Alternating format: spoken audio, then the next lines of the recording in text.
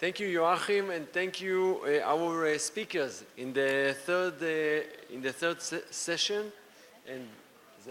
and before the fourth session, which is really exciting, and with a group of leading speakers from different origins. I would like to share with you a short video, as was in the morning, just for less than 2 minutes, changing the atmosphere. Please. Will Steven. Will Steven. Yeah. Did you find him? I think him. Ask him about Jared Leto's hair.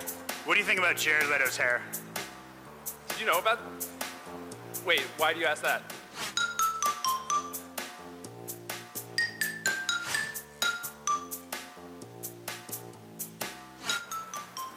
Because we're looking at your Facebook in this van right here. You good to go? Yeah. Let's do it. Ask him a privacy question. So what we're asking people about is how public they are on social media and what they think about just online privacy in general. Do you consider yourself like a private person?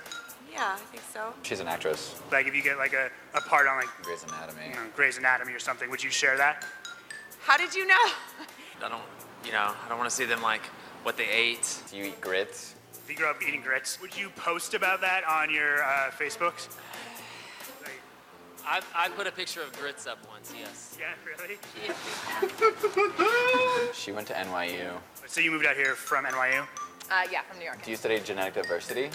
So what do you study, like genetic diversity? Yes, that's actually exactly what I studied. Oh, interesting. She broke her index finger. I did break my index finger!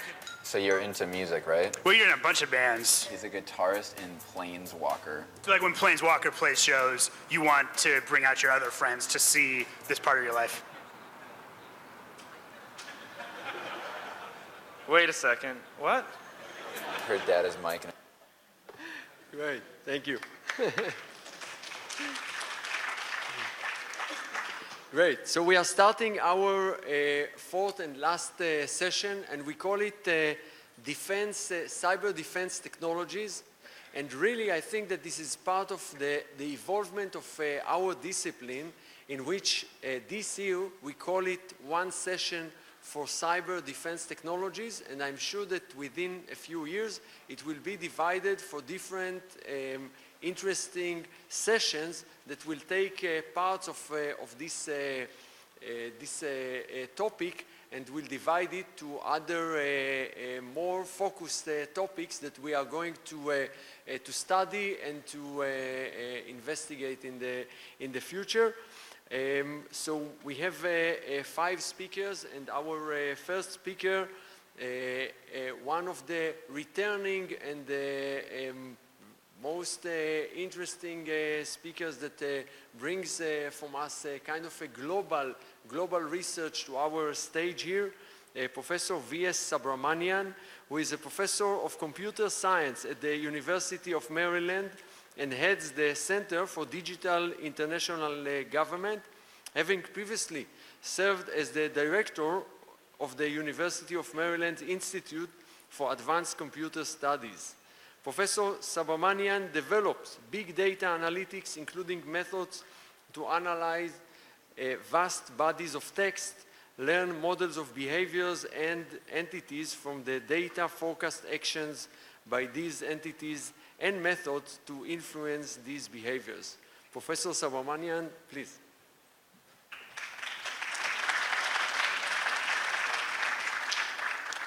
Thank you, Yaniv, and it's a great pleasure to be back in Israel.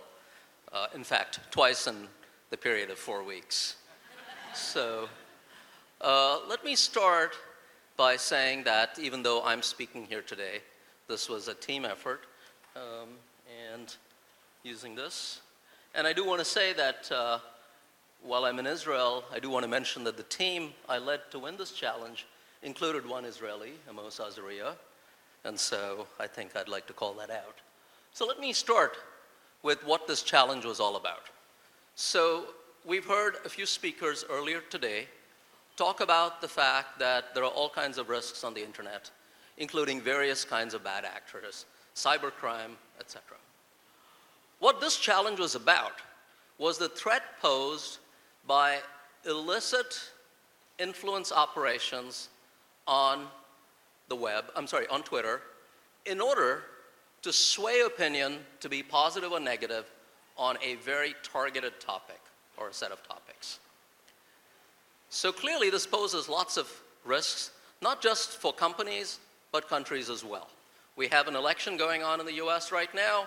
If a foreign state was to try and illicitly sway opinion one way or the other, it would be a travesty of the democratic process. We don't want that.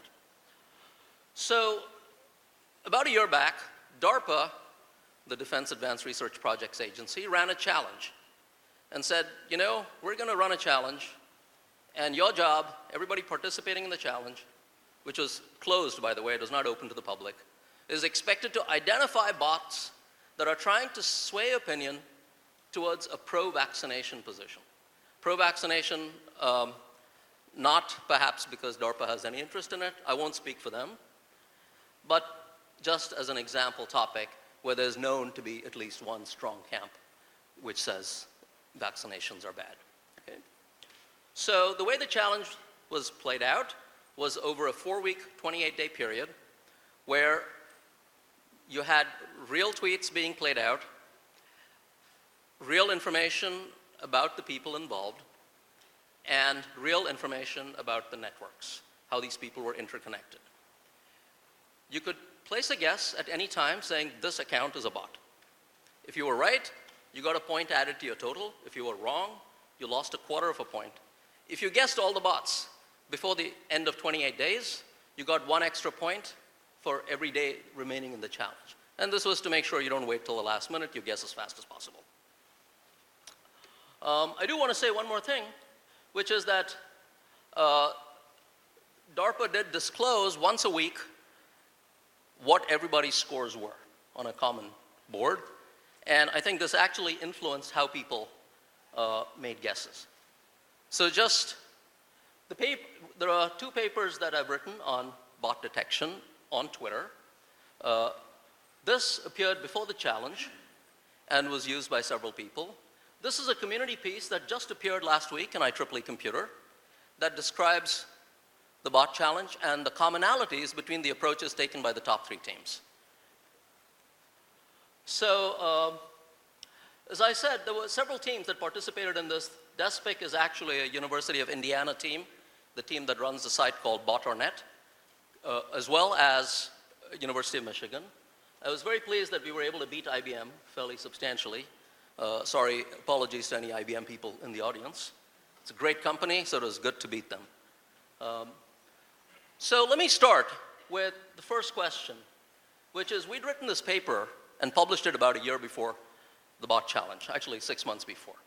Everybody who participated in the challenge had access to this. They had access to a bunch of other papers on bot detection as well. And so the first question, I'm going to throw this out to the audience. I know it's traditional for the audience to ask the speaker questions, but I think it's more interesting if I ask you some questions too. So would this stuff that we did here work? This looked at 10 months of data about the 2014 Indian election, okay, where we monitored a total of about 17 million users, about 45 million connections between them, edges in the graph, and about 25 million tweets in all, okay, after getting rid of useless tweets, I should say, okay. And we found a number of things. I'm going to talk about this, but how useful do you think this prior study would be in the DARPA bot challenge? All right, nobody seems to want to take a guess. Useful? All right.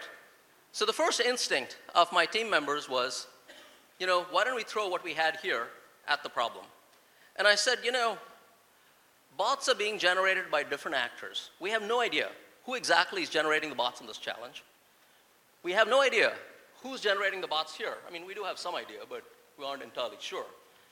And so we were not sure if the generative process that was used to create bots in the Indian election scenario was actually the same as the one that was used to create bots in the DARPA challenge. So we said, basically, proceed with caution, okay? You're correct, useful, up to a point. But we wanted to go knowing that, you know, we could be wrong. So what we realized as we saw these bots is that the problem of actually engaging an active adversary We found out later that there were actually multiple groups of bot developers who had put out the bots that were used in the challenge. So we didn't know how many adversaries there were, who they were. All we knew is that they were trying to put out tweets that were pro-vaccination. So we said, okay, there are going to be, this is a moving target, literally. Things are evolving, and we need a framework that adapts dynamically to what we are seeing. And more importantly, we said this is not going to be totally automated, okay? We didn't want to lose points by making random guesses through a program when we had no training data to start with. So those of you who worked in machine learning, how many of you believe that actually totally unsupervised learning is going to work in this setting? All right, I'm glad to see there are no hands up, because that was our guess too. Not a single team thought it would work. So what we did was to say the first problem we have is to actually identify what a machine learning guy would call a training set. We had zero training data because we had no examples of known bots that were that were generated by the process used here. So we started with phase 1, and by the way, it took us 9 days. We could have guessed a lot earlier, but we didn't want to put out any guesses before day 7 for the simple reason that we didn't want any of the other teams to know what we'd got, okay? And every 7 days, this was going to be disclosed. No other team did that either, okay? So identify an initial set of bots. How are we going to do that? I'll talk about that in a minute. We used this to grab 4 bots. The second step said, well, I'm now going to use an unsupervised clustering method, not a classification method, to try and figure out what the clusters of bots user accounts look like that were participating in this. And this took us only 3 days, but we got 25 more bots. And last but not least, once we had these 29 bots in all, 4 plus 25, we were able to throw supervised machine learning to get the remaining bots. So, and more importantly, I'd like to add one more thing. We started with 60 features that we'd identified, many of which, as you correctly pointed out, came from our prior work as well as from the previous literature. But as we went along, we dynamically added new features as we went along.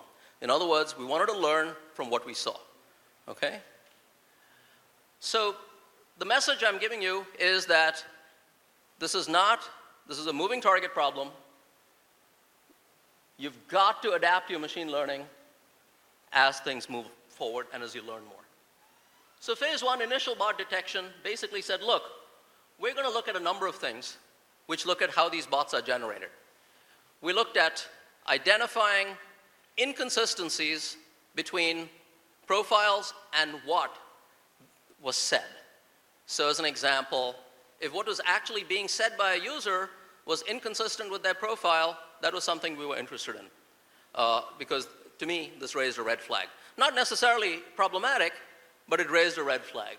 We looked and said, well, you know, if we assume the existence of some grammatical patterns that are used to generate the IDs of these accounts, then can we search for these grammatical patterns and exclude those that are common? You know, so if the same pattern is being used for thousands of bots, we didn't think that was going to be the case, but can we identify clusters of accounts that seem to be generated by a similar grammatical pattern? Not just for the name of the bot, but also for actually what they tweeted about, okay? We looked at other simple things, like what we call cut tweets, ELIZA bots, etc. ELIZA, for those of you who are old enough in AI to remember, was a very old natural language dialogue program, which would pretend to be a psychologist.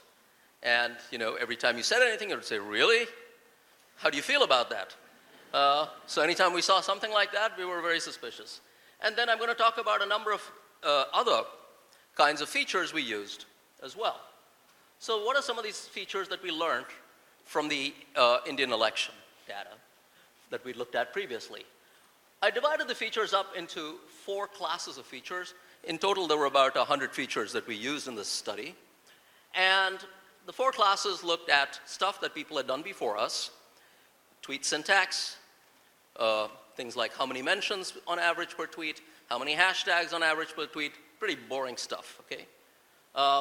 Tweet semantics, we captured a lot of information about the semantics, the sentiment expressed in the tweets themselves by different users. So for example, you know, how positive is Yaniv about cybersecurity versus jazz music is an example of the sentiment that we were tracking. But more importantly, we were looking at things like behavior that is linked to sentiment, okay? And this turned out to be really significant. And I'll talk about this in a few minutes. But examples included, you know, how often do you flip-flop on your opinion, okay? I want you to think about that for a minute because I'm going to come back with a question on that in a second. How positive, here are some examples of features. So the contradiction rank of a user basically says how inconsistent is this user's opinions across a range of topics compared to those in the general population. We have a variant of this also looking at the immediate neighborhood of the user in the network. So this is a simple formula that captures that.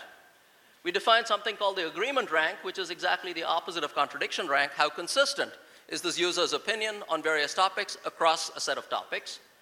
Dissonance rank says how discordant is this, which is simply a sort of ratio of contradiction rank to this. Positive sentiment strength says when this user talks about something, how positive or negative is he about it? So is he slightly positive? Is it usually the kind of person who says, yeah, awesome, which means strongly positive, or sounds good, which sounds less so. So what we learned from our India study was that pretty much all the bold bars you see here are sentiment-related features, and these were the important ones. Quick question here. Actually, I gave you the answer. But quick questions for you to look at. Who flip-flops more, humans or bots? Who has stronger opinions when they're positive, humans or bots? Whose negative opinions are stronger? So when I'm negative about something, am I more negative as compared to a bot or less so? Who tends to write more tweets with sentiment? So who expresses more opinion? Who tends to disagree more? Anybody want to answer any of these questions? All right, interestingly, the answer to all is humans, okay? Humans flip-flop more. Humans are more disagreeable. Humans, or at least they tend to disagree more. They tend to write more tweets with sentiment, etc. And this chart shows you distributions of human behavior on those variables versus bot behavior. We tried to use this. And let me just quickly go to phase 2 and phase 3. I know I'm running out of time, okay? But what I want to do is to say that when we did our cluster analysis, we noticed 3 features, 3 broad classes of actions that the bots took. Tweet subversion. So this is a case we'd seen before in the India election in a different way. There, you would have pay bots, which would take a news clip as the main content of the tweet, but substitute the link with a link where they got a pay-as-you-click fee, okay? So to a bogus site, not associated with a news story. We saw something similar here. And this happened downstream in the middle. So initially, a number of bots we saw would tweet at leaders of the anti-vaccination movement to gain their support. Those guys would retweet these anti-vaccination messages forward to their followers. The bot, which is actually pro-vaccination, would gain a bunch of followers. And at some point, it would flip and say, oh, now we're going to subvert these tweets. Now we're going to say anti-vax things in our messages, but if you click on the link, it's going to be highly pro-vaccination, okay? Totally bizarre. We were not expecting to find this, but we did. So we basically looked at 3 broad classes of features that turned out to be useful and interesting in the study. We discovered a lot of them. We also looked at cluster analysis. We were looking at classifying bots into categories. And, let me rephrase that. I'll take the word classify away, as that means something specific to machine learning people. We took bots and grouped them into communities, and the general idea was if a particular community has a known bot, I'm going to look at it a little more suspiciously. We in fact found bots that were, in fact we were pretty sure that we found accounts that we did not guess intentionally because we thought they were somehow linked to bots that were in the challenge as well. So let me quickly continue and just say a little bit about so in the final phase, what we did was very simple. We said, okay, after phase 2, we've got 29 bots in all. We then used supervised machine learning, got the remaining 10. So I know I'm running out of time here, so let me just say, what we found really important in this was there were two big challenges. I put one of them on this slide, the other one I did not. Challenge one, creating training data that would allow us to find an initial set of bots involved in a very, very specific influence operation. Challenge two, well, after that we used clustering, anomaly detection, semi-supervised learning, etc. By the way, everything we used was semi-supervised. So basically, what was more important was not the specific algorithm that was used, but the fact that we had a very, very systematic process to go about detecting these bots, in addition to the right algorithms that helped an analyst look at the users and say, is this a bot, is this a bot, is this a bot, as well as why does the system think this is a bot, okay? So at the end of the day, we need tools that capture not only appropriate machine learning algorithms, but we need a workflow in a system that captures how humans are reasoning about that process, all right? So again, just to conclude, I want to go back to the slide that shows the results. You know, it turned out, the second big challenge actually, which I forgot to mention, was, at least in my team, we had a major fight after we discovered all the bots, okay? DARPA didn't tell us we'd discovered all the bots. We'd finished discovering all the bots on day 16, and we knew the next round of scores was going to be announced on day 22. And we had a lot of other potential candidates that could be bots. And we had to make a decision. How many bots are actually there in this data set? We had no clue, okay? And we spent a lot of time arguing about whether we should guess more. There were strong supporters and opponents in our team for it either way. We ended up making the right decision by not guessing anymore. And so we missed one guess. One of our guesses was wrong. We made 40 guesses. USC actually made no incorrect guesses at all. But they took 6 days longer than us to guess all the bots, all right? So I want to just call out a special compliment to USC for doing a nice job. And in any case, I just want to conclude by saying we have a lot of work in my lab on identifying bad actors. In many real-world situations, we've looked at identifying vandals on Wikipedia, which appeared in KDD last year, and that's a system that we've developed. We've looked at identifying trolls on Slashdot, and we've looked at a global network of individuals and entities potentially involved in the nuclear proliferation trade to try and predict other nodes in that network who are not known proliferators who might be. So with that, I'll say thank you very much.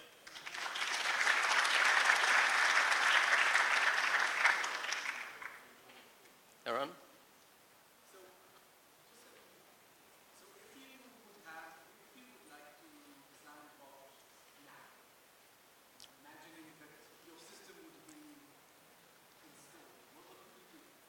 So actually, I'm not going to answer that question, but I can tell you that I've spent a lot of time thinking about that. I have some very good ideas on how to deploy a bot campaign much more effectively than what I saw here, but I'm not sure I want to talk about that in a very wide audience. Yeah.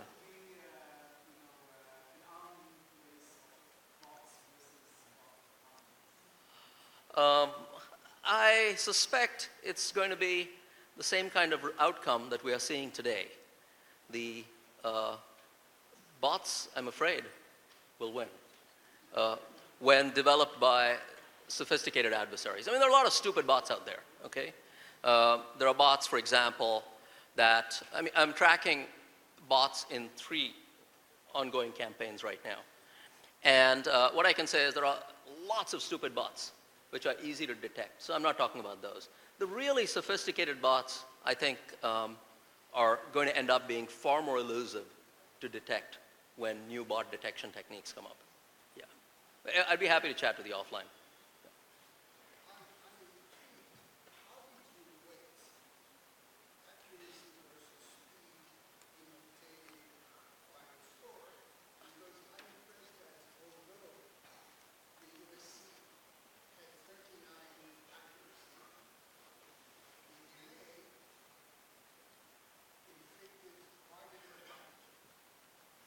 So I did not design the challenge.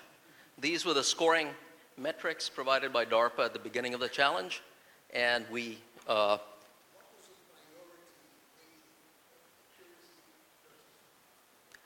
So accuracy, as I said, you got 1 point for every guess you made that was correct. You lost 1/4 of a point for every guess that you made that was wrong. Yeah. Yeah. A lot of things escaping me as well. I'll tell you one, okay? So let me tell you something. So I'll tell you what I didn't like about this, the accuracy, the total score. I was happy we won, but there was still stuff that could be more sophisticated. So to give you an example, I would have said that this idea of getting 1 point for every day left after you discovered all the bots is actually flawed, okay? Because, take an example. I might guess, in this case, there were 39 bots. What if I'd guessed 38 of the bots on day 1, and on day 16 I guessed the 39th, I only get a 12-point bonus as compared to a guy who guessed 38 bots on day 15 and nothing on the first 15 days, and the 39th bot on day 16. So is that a complaint I have? Yes. I was powerless to change any of the rules. So, you know, we play by the rules, but I'm sympathetic to your point. Yeah, I was unhappy about this as well. I was also unhappy about the fact that our total score was disclosed after we found all the bots, because that meant the other teams would not have to struggle the way we did in figuring out. I mean, once they saw my score, my team score, on accuracy, 38.75, and they saw USC's of 39 and were told both these guys are 1, it's pretty clear that there were probably, you know, somewhere around 40 bots, right? So you don't have to worry too much and sweat it afterwards. So I would have, if I'd had my druthers, I would have asked that they change this rule as well. But I was not running the competition. I was just a participant. And so I do want to say at the end of the day that, you know, we had some luck as well. All right, so thank you very much.